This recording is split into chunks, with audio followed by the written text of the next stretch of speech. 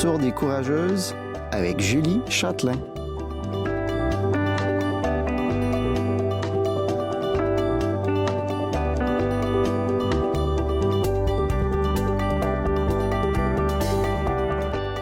Bonjour tout le monde, ici Julie Châtelain.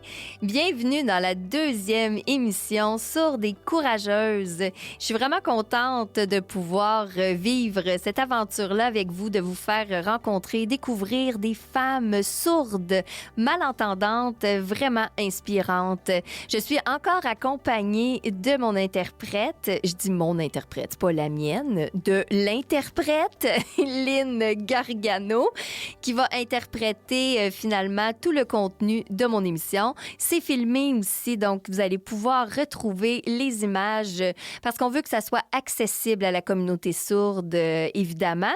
Alors, ça va être des images filmées. On me voit moi, l'interprète, et on voit l'invité que je vais vous présenter dans quelques instants. Mais juste avant, j'avais envie de vous... parce que j'aime ça faire aussi un petit peu de sensibilisation et d'éducation. La fameuse expression sourd et muet, hein, on entend souvent ça. Même moi, souvent, je vais dire que je suis impliquée auprès de la communauté sourde et c'est pas très long que quelqu'un va me dire « Ah oui, sont sourds et muets » et à chaque fois, ça me frise les oreilles parce que c'est pas ça la réalité, hein?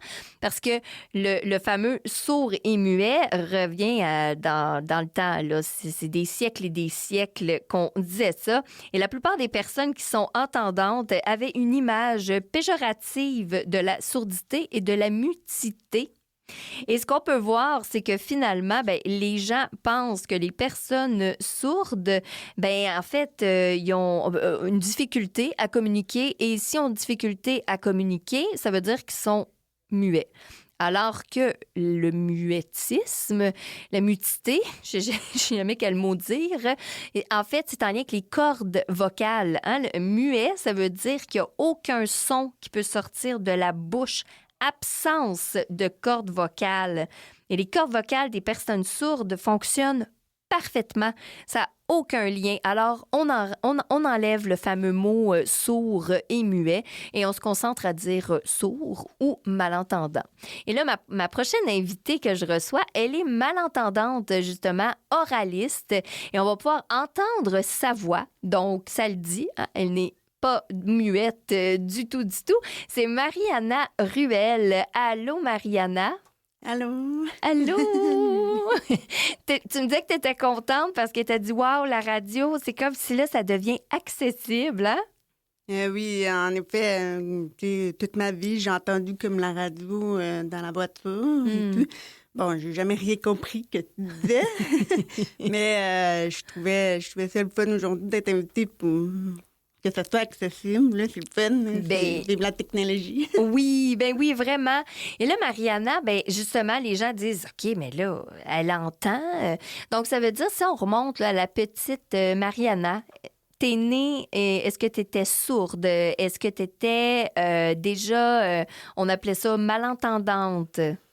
Oui, en fait, moi, je suis née avec une surdité légère. OK. Et à l'âge d'un an et demi environ, j'ai eu une perte auditive.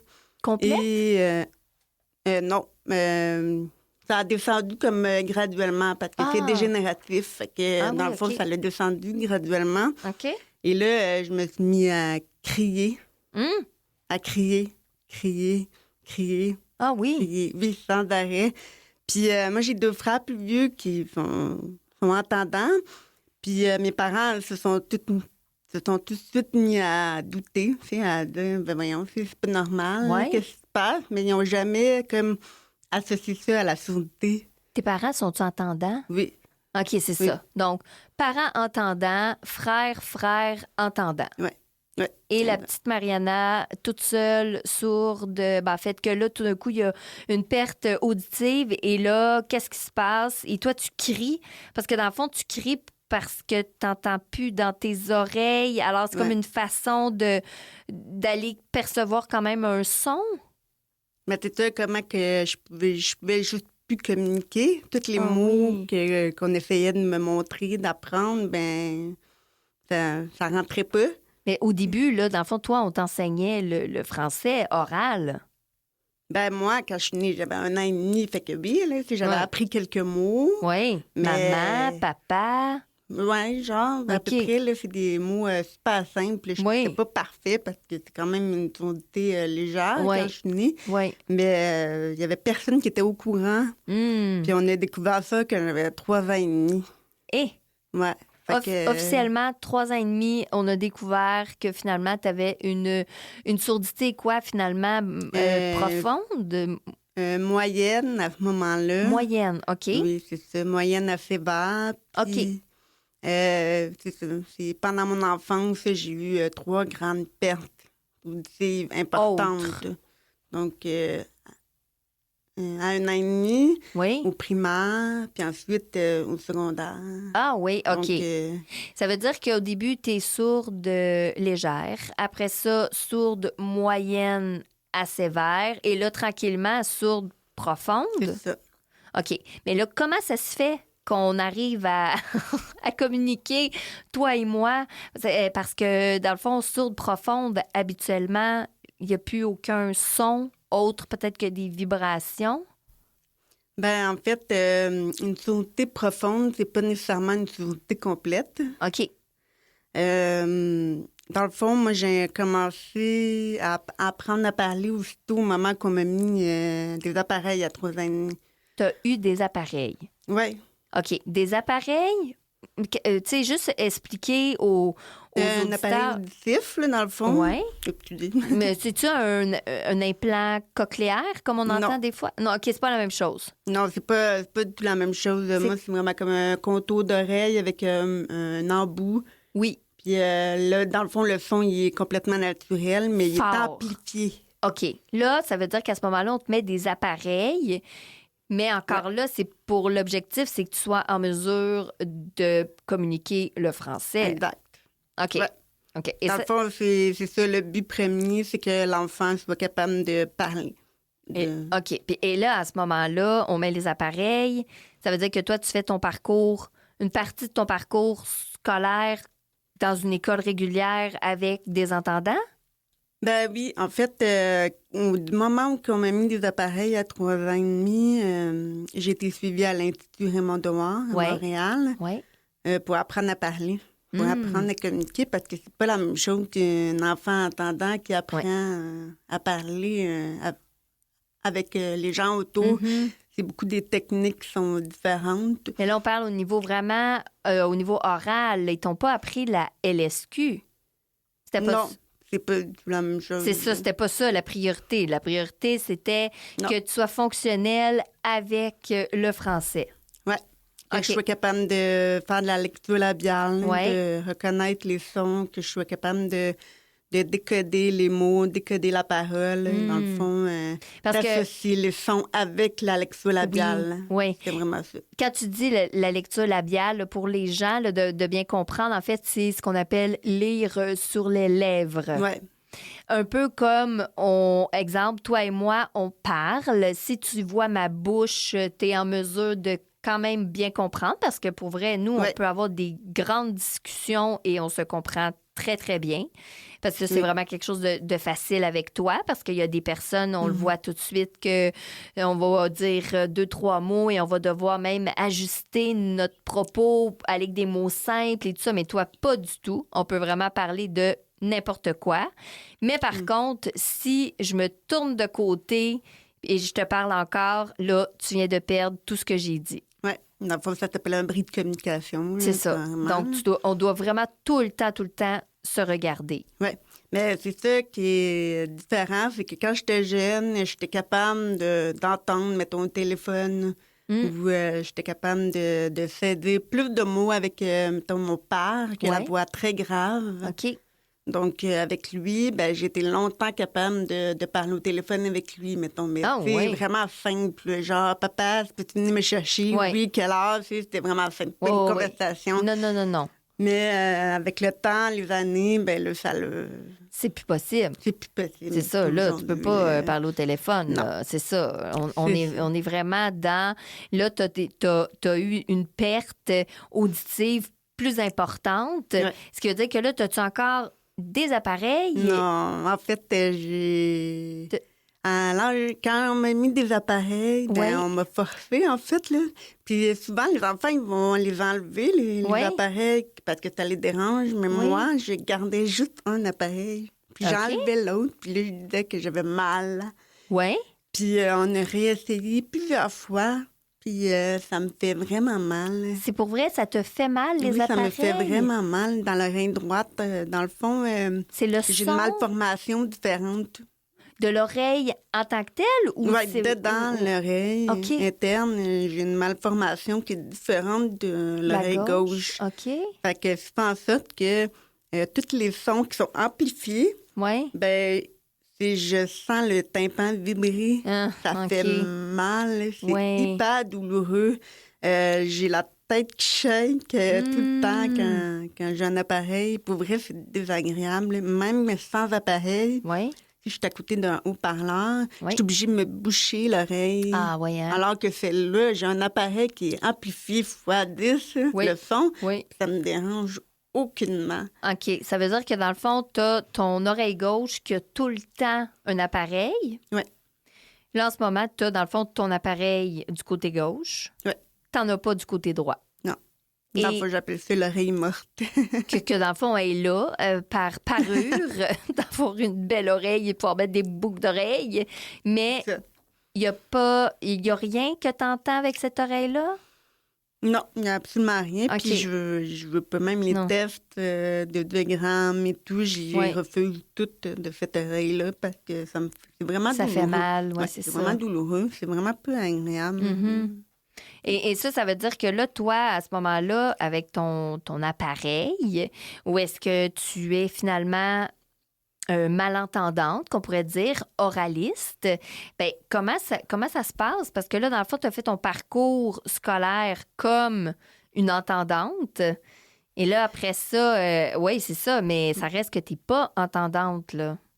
Non, c'est ça. En fait, après l'Institut Raymond Dewar, j'ai été intégrée à l'école Saint-Jude Oui. pour faire à Longueuil, là où il y a un secteur pour personnes, enfants malentendants, là, dans Oui. le fond. Oui. Et on apprend la LPC. LPC. LPC. Ça, c'est quoi? C'est le langage parler, Oui. compléter. Merci. Tantôt aussi, Alice Dulude là, a dit ça, mais c'est quoi LPC? Donc, dans le fond, ça change quoi? C'est tout ce qui est allé avec la lecture labiale, dans le fond. C'est toutes des lettres, des... Parce que je ne me rappelle plus, ça fait tellement longtemps. Mais c'est des signes en lien avec le visage, là, ici, seulement. OK, mais on n'est pas encore dans la LSQ. Non, vraiment pas. On est très loin de la LSQ pour moi. OK, mais tu as fini Fait- par apprendre la LSQ. Au cégep.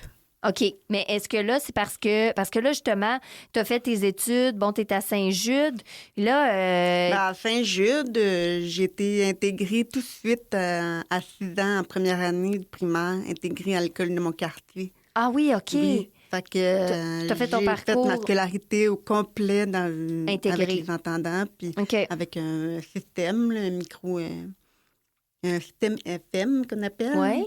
Qu'on donne, un micro qu'on donne au Au professeur. OK. Puis que moi, c'est connecté avec mon appareil, puis que j'entendais le professeur, comme s'il me parlait tout le temps dans l'oreille. Oui, c'est ça. OK. Mais là, à ce moment-là, toi, tu as fait ton parcours finalement avec les entendants, primaire, secondaire. Ouais. Mais là, comme tu dis, là, tu parles du cégep. Fait que là, toi, quand tu as terminé le secondaire, est-ce que tu savais qu'est-ce que tu voulais faire au cégep? J'avais aucune idée. Non. En fait, moi, quand j'étais plus jeune, je voulais devenir comédienne, puis Oh. c'était pas accessible, justement. C'était Ouais, pas oui. accessible, malheureusement. Fait Ouais. que je me suis tournée vers l'écoute. Je me suis dit que j'aimais beaucoup écouter les gens, fait que Oui. je vais essayer d'aller étudier en technique du travail social. Ah oui, OK. Pour être intervenante. Oui, c'est ça, comme intervenante. Oui. Et à ce moment-là, mais je savais que j'aurais de la difficulté avec les entendants, justement. Mhm. Parce que là, dans le fond, tu fais technique en travail social au cégep, encore là, avec Des entendants? Oui, les entendants seulement, puis avec le système Du micro. FM, ouais. Et c'est là que je me rendais compte que ça fonctionnait pas du tout. Là. Non? Non, ça fonctionnait pas du tout parce qu'au cégep, il y a beaucoup d'interventions des Ouais. élèves et tout, puis moi, je comprenais absolument rien. Ah ouais, OK. Absolument rien. Le temps que je cherche, c'est qui parle, Oui, c'est fini. j'ai perdu. Hmm. Là, un autre qui parle, le prof qui répond, j'ai tout perdu. Ça ne OK. fonctionnait pas du tout. J'avais beaucoup de difficultés. Et là, j'ai rencontré des personnes sourdes, puis j'ai commencé aussi mon cours d'anglais OK. intégré avec les sourds. Oui. Et j'ai commencé le cours de LSQ1 À ce au moment-là. cégep. Oui, c'est ça, en même temps, en parallèle. Puis là que j'ai fait que, wow, j'avais 19 ans.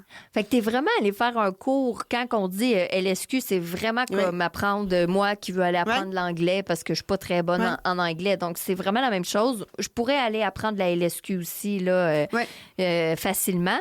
Mais là, ça veut dire que toi, t'apprends ça. Et là, quand tu apprends la LSQ, là tu dis-tu, OK, ben là, moi, je vais être travailleuse sociale, mais travailleuse sociale, même si j'ai la LSQ, il n'y a pas un cours de travail social qui existe, interprété en LSQ? Je comprends pas. Quelle est la question? Ben, en fait, dans le fond, c'est de dire que même si tu as appris la LSQ, comment ça t'a aidé pour aller faire travail social? Parce qu'il n'y a pas de cours qui est donné par un enseignant qui parle en LSQ en travail social. Non, ben en fait, je suivais les cours avec les entendants, mais à la longue, un an plus tard, quand j'ai suivi d'autres cours de LSQ, que j'étais meilleure, ben là, j'ai demandé à avoir des interprètes dans mon cours. Mais ça n'a pas été facile. C'est une grosse adaptation, là, parce que c'est quand même 3 heures à écouter un interprète quand tu n'es vraiment pas habitué. Oui.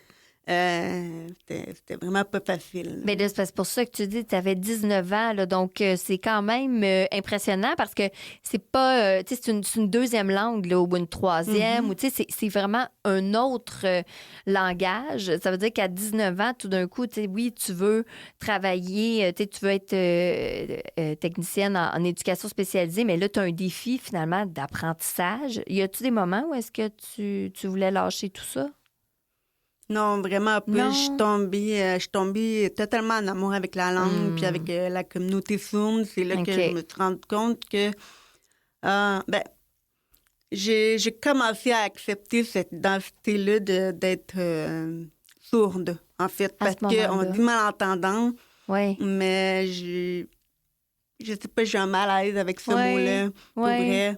Mais je trouve ça super intéressant que tu abordes ce sujet-là parce que moi, c'est pour ça que le titre de l'émission, c'était vraiment Sourde et courageuse. Puis c'est parce qu'il y a des gens encore qui pensent, mais tu sais, même on m'en parlait, ah ouais, sourde, on peut-tu dire ça, sourde? Tu sais, comme si finalement c'était négatif de dire sourde. J'ai dit, ben non, j'ai dit c'est le contraire. J'ai dit, c'est leur identité, c'est qu'ils s'identifient comme ça, sourde. Et même des femmes qui sont malentendantes, comme toi, souvent, ben c'est ça, c'est non, je suis sourde. Oui, ben en fait, c'est ça, là. C'est un processus aussi d'acceptation. C'est pas tout de suite, je me suis dit, je suis sourde. Je suis sourde. Non, ça a pris vraiment plusieurs années. Puis c'est quand on me dit, voyons, quand t'enlèves ton appareil, t'entends quelque chose? Non. Ben, c'est ça, t'es sourde. Tu l'acceptes. Puis c'est en voyant aussi les autres, comment ils réagissent en société, comment que, mettons, avec mon conjoint, comment il agit en société. On va aller au magasin, puis il va le dire ouvertement qu'il est sourd. Il est zéro gêné. Puis moi, je suis comme, oh my God, que j'aurais jamais fait ça. Et moi, j'avais tout tendance à me cacher. Et à faire l'invisible. Fait que non, c'est vraiment c'est un processus d'acceptation, là. C'est ça. Et justement, ton amoureux, il est sourd. Oui. Tes enfants, parce que tu as des enfants. Est-ce qu'ils sont sourds? Mes enfants sont entendants. C'est ça. Tu as des enfants entendants.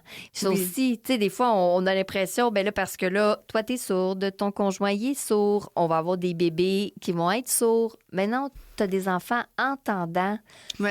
Fait que là, ça veut dire que tes enfants parlent Ils parlent. LSQ, mais ils parlent le français aussi, là. Parlent les deux langues. Dans le fond, là, C'est je compare ça comme l'anglais, l'espagnol. Oui. C'est pas anormal pour un enfant d'avoir deux langues, trois langues à la maison. C'est zéro anormal. Puis moi, je veux normaliser ça le plus possible. La LSQ, c'est une langue comme une autre. Donc,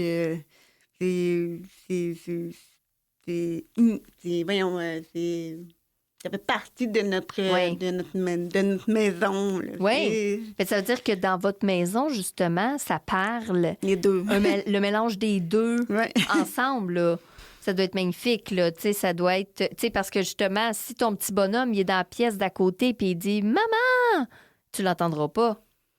Ah non, ben c'est ça, là. C'est ça. C'est une autre affaire. Ben, non, mais c'est pour ça. Fait que c'est de dire que vous avez comme développé aussi, tu sais, je pense que tranquillement, ben, ça devient même une autre forme de, tu sais, tes enfants, ils savent qu'ils doivent être proches de toi, puis que tu les vois, puis qu'ils peuvent pas être à l'autre bout de la pièce puis crier après leur maman, comme souvent on va entendre chez les entendants, là, l'enfant qui crie après son parent.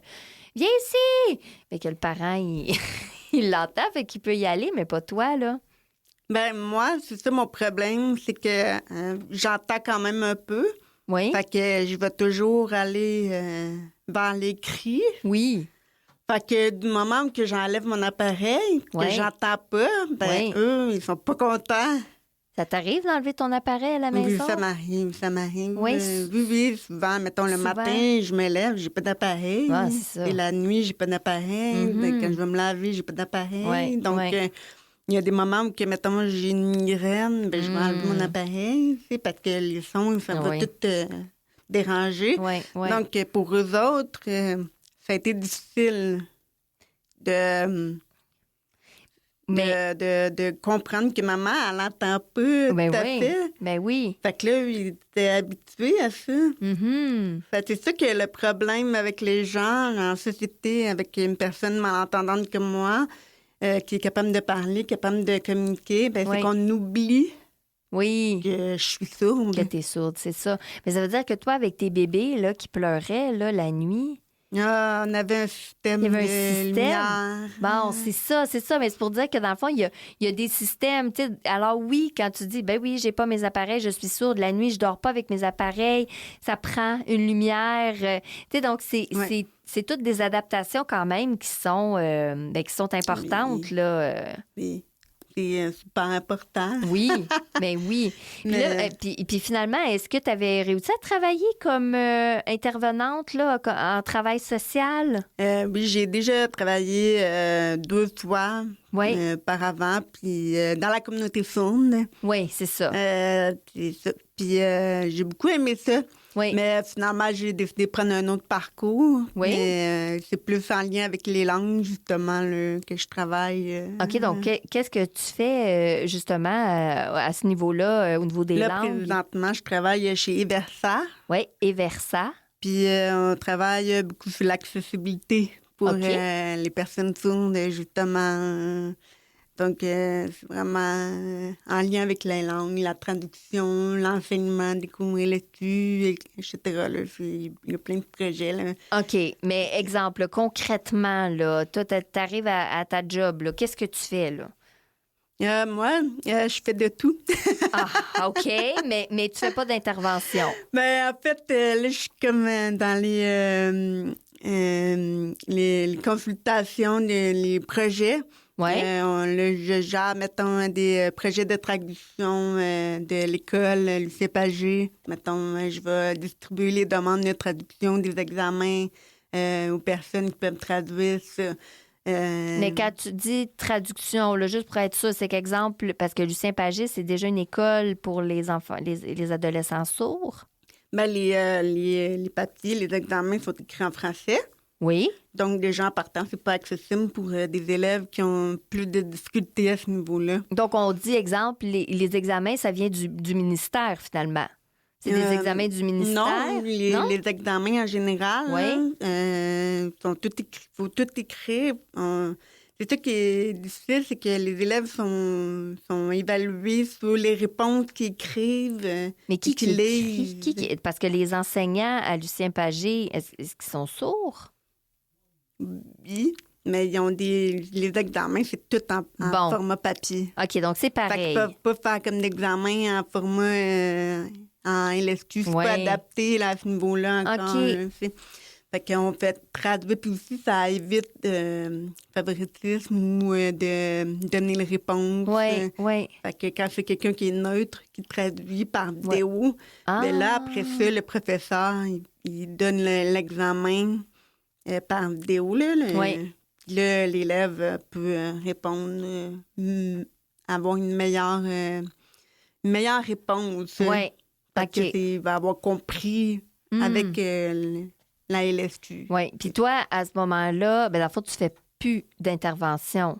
Tu n'es plus en contact avec quelqu'un qui est en détresse et que là, tu dois le soutenir à travers ça. OK. C'est fini pour ce côté-là. OK. J'aime écouter les gens, j'aime aider les gens. Ça, c'est quelque chose qui fait partie de moi. Mais pas à tous les jours, d'en faire un travail, c'est très prenant. Oui. C'est quoi je peux te souhaiter, Mariana, pour la suite? Comme, tu sais, t'as une baguette magique, là, tout peut arriver. Là. Qu'est-ce que tu aimerais là, pour le futur?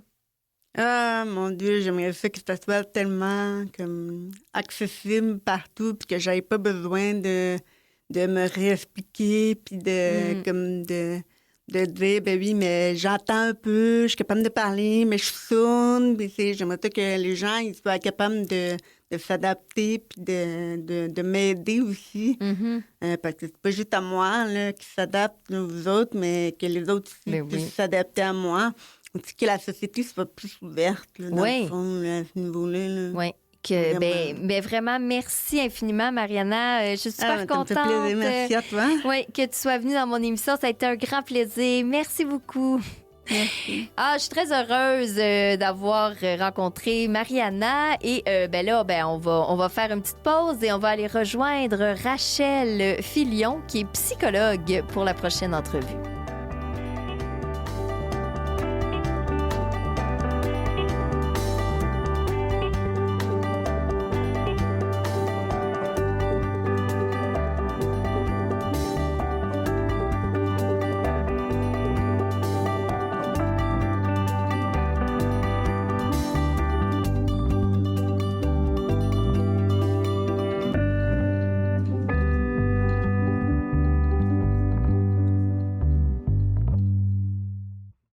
Vous écoutez Sourde et courageuse avec Julie Châtelain.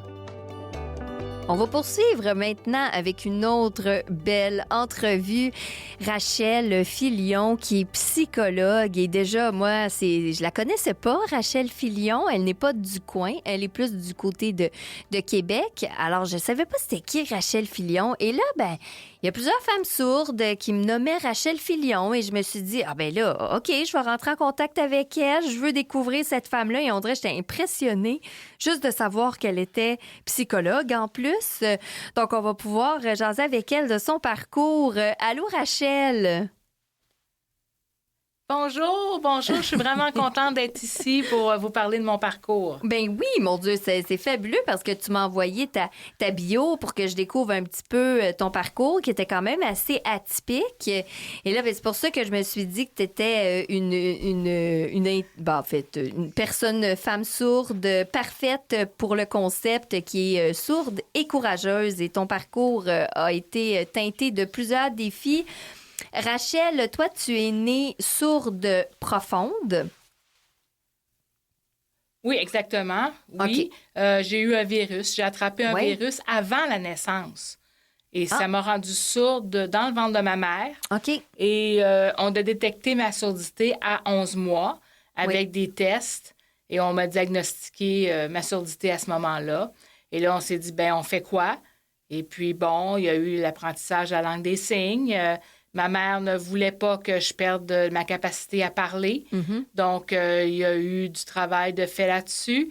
Elle m'a beaucoup encouragée à parler en même temps que la langue des signes. Donc, on ne faisait pas du LSQ, on faisait du français signé. C'est quoi le français signé? Voilà. Alors, je t'explique. Le français signé, c'est un code. C'est comme un code qui recopie la structure de la langue française. Donc, on met des signes sur des mots, mais on suit la même syntaxe que le français. Et tandis que la LSQ a sa propre syntaxe, sa propre structure de langue. La français signé n'étant pas une langue, on superpose les signes sur les mots de la structure française. OK, je comprends. Parce que c'est vrai, là, la LSQ, c'est pas mot à mot, là, dans l'ordre que je l'ai dit, qui vont être traduits. Ah, c'est ça, là. Ça peut être des fois un peu pêle-mêle. Oui, c'est ça, exactement. C'est ça. Tandis que français signé, c'est vraiment le mot que je dis, il y a un signe pour ce mot-là. Oui. OK. Mais toi, tes parents, est-ce qu'ils étaient... Mais c'est sûr que c'est plus long à signer. C'est sûr. Parce que ça enlève C'est moins naturel, mais l'avantage, c'est d'apprendre le français avec ça. Oui. On peut plus retenir. Au début de l'apprentissage au français, c'est aidant. Oui, mais toi, Rachel, est-ce que tes parents y étaient entendants? Oui. OK. Oui, les deux entendent. OK. Mon frère jumeau. Oui. Et j'ai 2 frères aussi qui sont entendants. Je suis la seule sourde de naissance. Je suis née ça. OK, mais ça veut dire à ce moment-là, même chose, tes parents, ils connaissent pas la LSQ, là. Ça veut dire qu'ils ont été quand même assez proactifs de tout de suite dire « Oh non, mais notre fille... » Ah oui, ils ont appris tout de suite. Ils sont allés prendre des cours de français signé. Ils m'ont aidé à mon apprentissage et tout ça. Et puis, ils ont commencé par apprendre pour eux. Ensuite, ils me l'ont montré. Oui. Et puis, je suis allée chez un orthophoniste. J'ai eu des thérapies en orthophonie aussi. Oui. Mais là, à ce moment-là, bon, t'es petite fille, tu es sourde dans une famille d'entendants, mais là, comment ça s'est passé, le parcours scolaire? Là, parce que là, tout d'un coup, tes parents sont entendants. Est-ce que là, tu te retrouves dans un milieu qui est sourd et que tes parents doivent communiquer avec eux, ou tu as été intégrée dans une école C'est une bonne question. C'est une question importante. Comme étant la seule sourde, je pense, je vais répondre à ta question en 2 volets. Vas-y. Donc, il y a le volet de la famille, les soupers de famille, comment ça se passe dans ma famille, seule entendante avec tout le monde, seule sourde, avec tout le monde qui entend, où je manque des bribes de conversation, où je suis pas capable de suivre. Ça, c'était difficile. Mes frères n'ont pas été obligés d'apprendre la langue des signes. Ma mère a signé, mon père, plus ou moins un peu. Donc, les soupers de famille, c'était pas accessible pour moi. Je mangeais, puis c'est à peu près tout. Jusqu'à l'âge de 8 ans. OK, mais attends, Rachel, je veux juste être sûre de bien comprendre. Ça veut dire que toi, là, dans ta famille, t'as ta maman qui parle LSQ avec toi, là, français signé, là, que vous arrivez à communiquer. Ton père, presque pas. Ça veut dire que tu peux pas vraiment communiquer avec ton père, et tu me dis que tes frères, ils ont même pas appris la LSQ, là, rien, là, pas de français signé, là. Ouais. Un peu, quelques signes de base, là, jusqu'à l'âge de 8 ans. Là, je vais t'expliquer plus qu'est-ce qui se passe à partir de l'âge de 8 ans. Oui, mais ça reste quand même que tu avais déjà un défi avant l'âge de 8 ans, parce que on dirait que moi, d'emblée, je me dis... Ah oui, c'était un gros défi, bien sûr. Je n'arrivais pas à communiquer, c'est certain. C'est ça. Oui, je communiquais comme on pouvait. Oh là là. Donc, mettons, je pouvais pas parler, de l'école, qu'est-ce qui se passait. Tu sais, quand tu arrives, tout le monde arrive à la table, on se dit, qu'est-ce que tu as fait à l'école aujourd'hui? Qu'est-ce que tu as fait? J'avais aucune idée de ce que les autres pouvaient raconter, là. Mais tu vois, Rachel, ça, je trouve ça super important d'en parler, parce que t'es pas la première que j'entends qui a vécu une situation comme ça. Vu que je suis beaucoup impliquée avec la Maison des femmes sourdes, j'en entends souvent des histoires. Moi, j'appelle ça des histoires d'horreur, là. Et c'est vraiment un enfant qui est sourd avec des parents entendants, frères, sœurs entendants, et qu'il y en a même qui ne vont même pas apprendre la LSQ. Puis là, je me dis, mais voyons donc, t'es comme parent, quel parent causerait que je tombe dans le jugement? Mais je me dis, c'est même pas tous les parents qui vont apprendre un langage pour communiquer avec leurs enfants qui sont sourds. Et c'est ce qu'on entend de ton histoire. Donc, je trouve que c'est ça, à ce moment-là, ça vient vraiment... C'est vraiment fréquent, ce que tu dis là. Oui. Et puis, dans les statistiques, on dit que 95% des enfants sourds naissent de parents entendants. Bien, c'est ça. Ou de familles entendantes, là, on peut dire ça. Oui. Mais le pourcentage, de ce pourcentage-là, de 95%, il y a un petit pourcentage qui utilise la langue des signes, mais je ne serais même pas capable de te dire le pourcentage, mais c'est vraiment minime. C'est minime, c'est ça. Donc, c'est pour ça que ça, c'est une situation qu'on va retrouver. Et nous, comme entendants, moi, on dirait d'emblée, je me dis, demain matin, j'accouche un enfant sourd, c'est sûr que je suis tout de suite sur les bancs d'école pour apprendre la LSQ. Là. Pour moi, c'est non concevable que j'ai un enfant et je communique pas avec. Mais en étant dans le milieu, je me suis rendu compte que ça arrivait vraiment souvent et on se dirait, ah oui, c'est arrivé il y a longtemps. Non, encore maintenant, ça existe fréquemment. Et toi, ça veut dire, là, tu parlais de l'âge de 8 ans. Qu'est-ce qui est arrivé à 8 ans? Oui, exactement. À l'âge de 8 ans, ma mère s'est battue. Elle se battait depuis les dernières années pour que j'ai un implant cochléaire.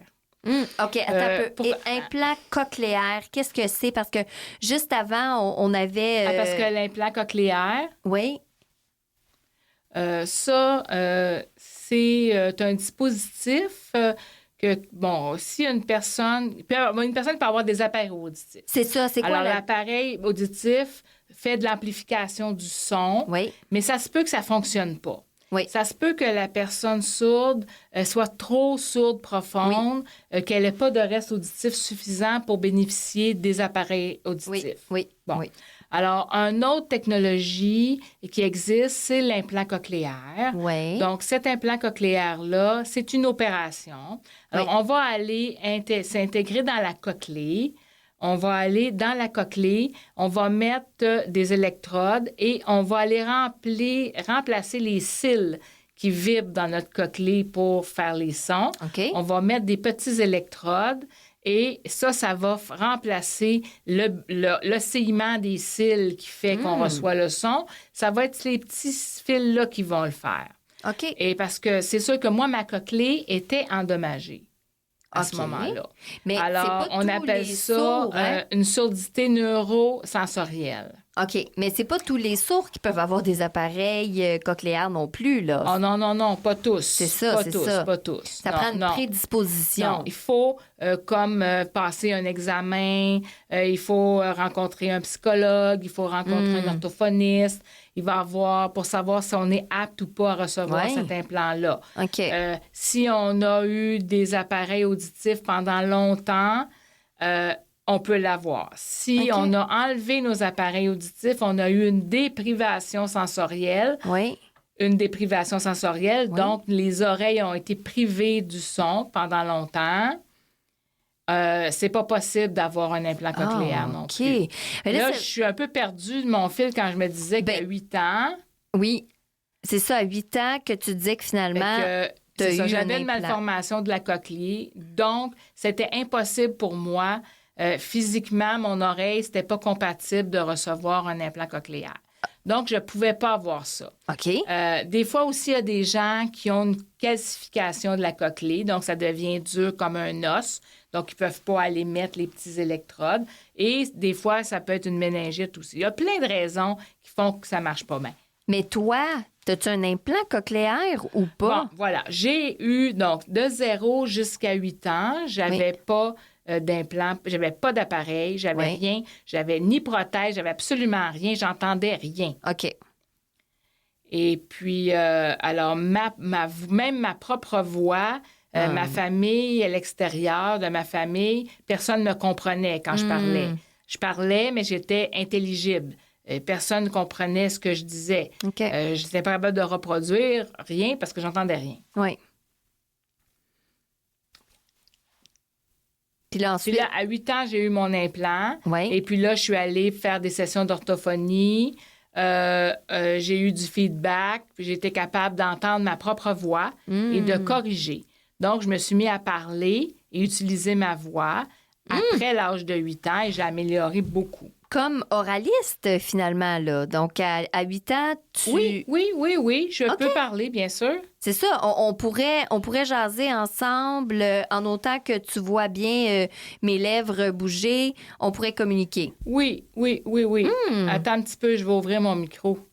Tu vas ouvrir ton micro, mais on n'entendra pas très bien si tu ouvres ton micro, par contre. Oui.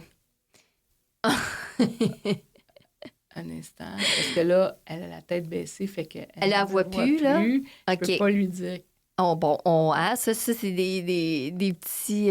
Bon, ça devrait fonctionner maintenant qu'elle dit. Est-ce que vous m'entendez? OK, mais non, dis-lui qu'on peut pas, là, à ce moment-là, avec... vu que c'est à la radio, tout ça... C'est dommage. Oui, mais... C'est dommage. Mais ce que je voulais dire, c'est que on peut communiquer avec toi de façon orale. Bien sûr. Okay. Bien sûr, je peux. Je suis capable de parler français. Je parle anglais aussi avec ma propre voix. J'utilise la LSQ, l'American Sign Language, l'ASL. Donc, j'ai 4 langues. Je suis polyglotte. Mais là, à ce jour, est-ce que tu as des appareils ou des implants cochléaires? J'ai mon implant cochléaire. J'ai un implant cochléaire. OK, mais qu'est-ce qui fait que tu dis que ta cochlée, ça fonctionnait pas? Fait que c'est quoi? C'est que dans le fond, finalement, ils en ont mis juste d'un côté au lieu des deux côtés? Ils ont mis juste un côté. Oui, mais tu disais tantôt que ta cochlée, là, était pas en bon état pour avoir un appareil. Pas un appareil, un implant.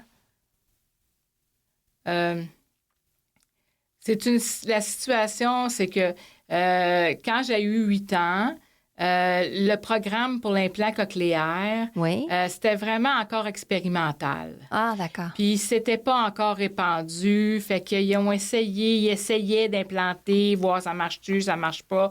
Ils faisaient des tests, puis c'était pas sûr, puis fait que ça, c'était dans cette période-là. OK. Fait que là, ma mère, elle voulait absolument que j'aie l'implant. Oui. Puis elle avait commencé à l'âge que j'avais 4 ou 5 ans. Mais ils n'étaient pas prêts, eux autres, à cet âge-là, à faire une opération à 5 ans. Puis là, finalement, après avoir plein des tests et tout ça, à 8 ans, ils ont accepté. OK.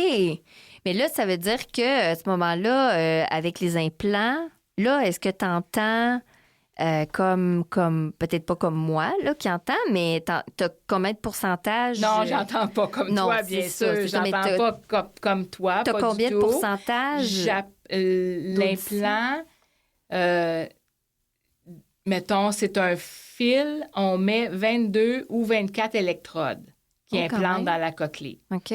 Les électrodes, chaque électrode envoie un signal électrique qui stimule le nerf auditif. OK. Alors, il y a le nerf auditif, là, ils sont collés, puis là, ça envoie de l'électricité par séquence à chaque électrode dans ce fil-là, dans le nerf auditif. OK. Et puis, si ça donne de l'information au nerf auditif. Les 22 ou 24 électrodes, ça dépend des compagnies qui font les implants cochléaires, c'est différentes compagnies. Moi, j'ai 24 électrodes.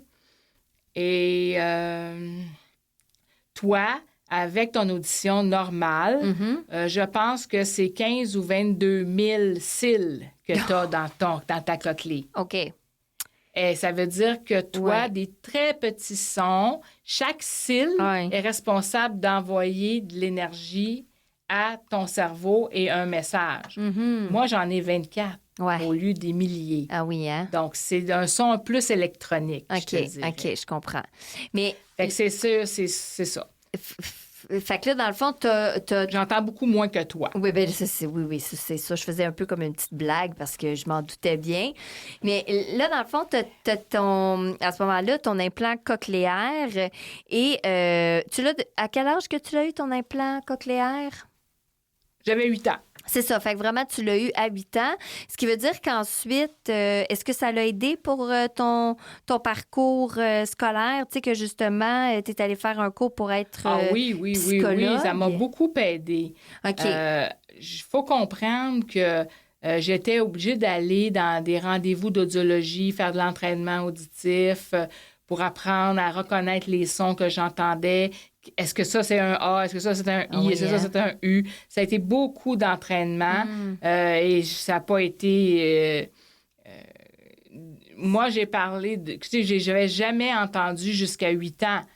Donc, mon cerveau, il n'y avait pas de point de référence. Mon cerveau, il ne sait pas c'est quoi aigu, c'est quoi grave, qu'est-ce qu'une voix de femme, qu'est-ce qu'une voix d'homme, qu'est-ce qu'un cri d'animaux, qu'est-ce qu'un cri d'oiseau, le téléphone, le son de porte, la sonnette de porte. J'avais aucune référence. Mon cerveau, il a fallu que j'apprenne tous ces sons-là, un après l'autre. Donc, ça a été très long. C'est sûr. Ça a été tout ton... Après ça, à partir de 8 ans, là, tu dirais que ça a pris à peu près combien d'années avant que vraiment là, ton cerveau comprenne bien les sons? Oh, mon Dieu, je me rappelle pas exactement. Je pense que j'avais, pour peut-être avoir... ça a été fait intensivement pendant 1 an. Oui. Et puis, fait que de 8 ans à 9 ans, puis après ça, un peu graduellement avec le temps. OK, donc ton parcours après ça, secondaire, c'était plus facile? Oui. Au niveau du son, là, je parle. Un instant, j'ai perdu quelque chose. Oui. Est-ce que... Ça sera pas long. Ah oui, OK. Madame ne me voit plus. Non? Parce que là, ça avait fermé, puis elle se voyait tout seule, elle ne voyait plus l'interprète. OK. Là, c'est correct. Là, c'est correct? Oui, okay. C'est bon, parfait. Okay. Et Rachel, parce que là, t'es Peux-tu répéter ta question que tu disais avant qu'on perde? Je disais, dans le fond, ton parcours au niveau du secondaire, comme si finalement les sons, c'était plus facile, là, que tu les avais appris de 8 à 9 ans, surtout. Après ça, c'était graduel. Donc, au secondaire, est-ce que c'était plus facile? Encore là, c'est un différent défi. Oui. Je comprenais mieux avec l'implant au secondaire, mais quand il y avait beaucoup de bruit, c'était difficile. OK. J'ai toujours eu un interprète. J'ai toujours eu un interprète en classe. Je suivais mes cours avec l'interprète qui était devant moi. Et puis, j'étais assise en avant, l'interprète en avant. Je suivais le professeur. Les questions en arrière étaient reprises par l'interprète. Donc, on n'avait pas le choix d'avoir un interprète parce que le temps que je me tourne puis j'essaie de voir qui parlait, je ne pouvais pas avoir participé comme un entendant. J'avais besoin d'un interprète. Ça veut dire que tu avais un interprète avec aussi tes implants, ton implant cochléaire, là. Oui, bien sûr. Oui. Et puis, c'est sûr que là, maintenant... si on voit les enfants d'aujourd'hui, avec le programme d'implant cochléaire qu'il y a aujourd'hui, souvent, ils sont implantés très tôt. Ils sont implantés à 2, 3 ans, 4 ans, et plus tard, à 6, 7, 8 ans, ils les implantent plus. Puis même, ils ont été implantés plus tard, ils ont eu des prothèses. Donc, ils sont habitués d'entendre très jeunes. Donc, ils utilisent moins d'interprètes, cette génération-là. Oui, c'est ça. Et toi, à quel moment tu as voulu t'en aller en psychologie? Est-ce que c'est quelque chose que tu rêvais quand tu étais petite fille, adolescente? Quand est-ce que j'ai pris la décision de devenir psychologue? Oh boy! Ben parce que... faut que je cours dans le temps, là. Au secondaire, j'avais suivi un cours de père aidant. C'était le rôle comme d'écouter, d'aider ton ami, l'autre personne, l'autre étudiant qui avait des difficultés. On écoutait, donc c'était un cours de père aidant, PAIR. PAIR, oui, OK. Et comment faire de l'intervention et tout ça. Et puis après, quand je suis allée au cégep, j'aimais quand même les sciences pures, les sciences comme la physique, les mathématiques, la chimie, la biologie. J'étais attirée pour ça. Alors, j'ai fait mes sciences nature. OK. J'ai fait un DEC en sciences nature. Oui. Et puis, mais j'avais l'impression que les sciences nature, ça me correspondait pas. OK. Je préférais plus quelque chose de plus humain, d'une approche plus humaine. Alors, je me suis mis à lire les programmes universitaires en sciences humaines. Qu'est-ce qu'il y avait? Oui. J'ai lu les descriptions des cours et puis j'ai tout de suite... J'avais jamais été attirée par la psychologie. OK. Mais je me suis dit, pourquoi pas la psychologie? C'est de la biologie humaine. Hein? Fait qu'une des choses, la psychologie, qui finalement m'a attirée, mais je voulais pas devenir médecin.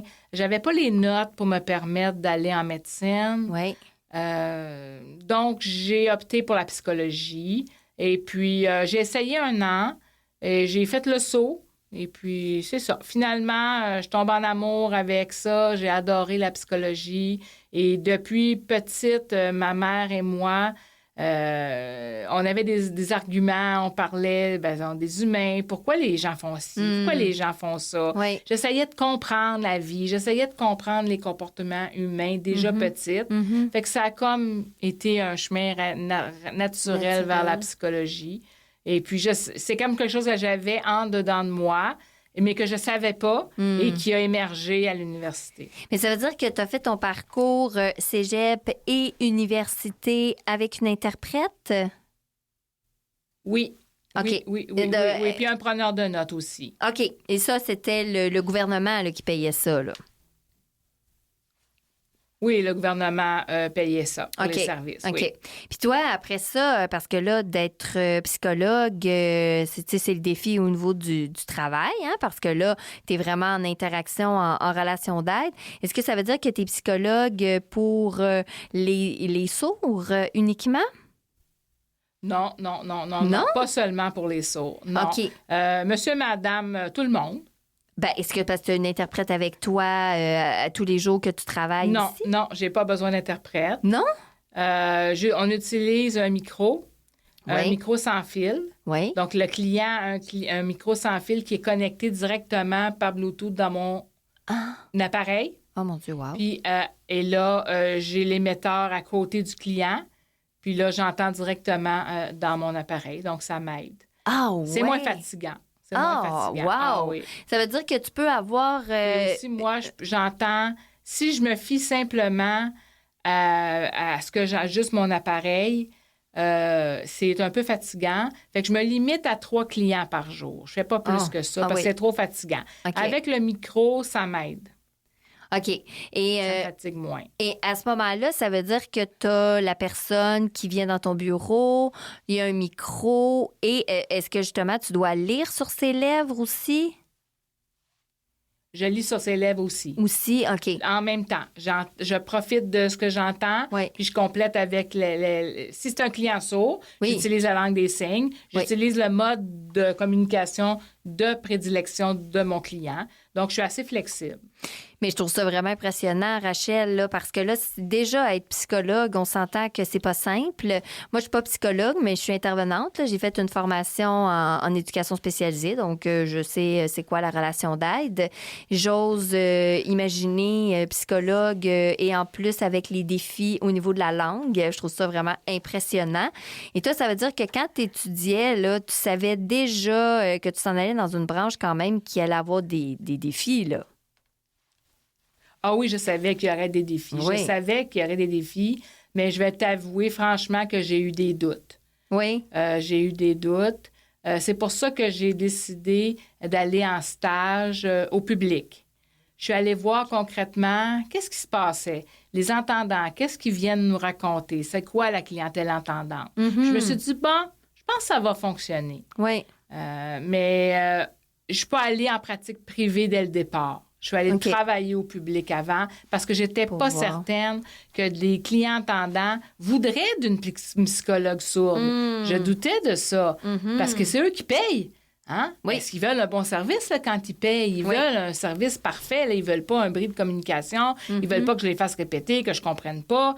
Je me suis dit, serais-tu prêt à payer une psychologue sourde? Fait que j'ai essayé une journée par semaine. Oui. J'ai pris une petite clinique privée avec quelques entendants. Oui. Et puis, il y a des clients qui sont revenus. Puis je me disais, bon, c'est correct.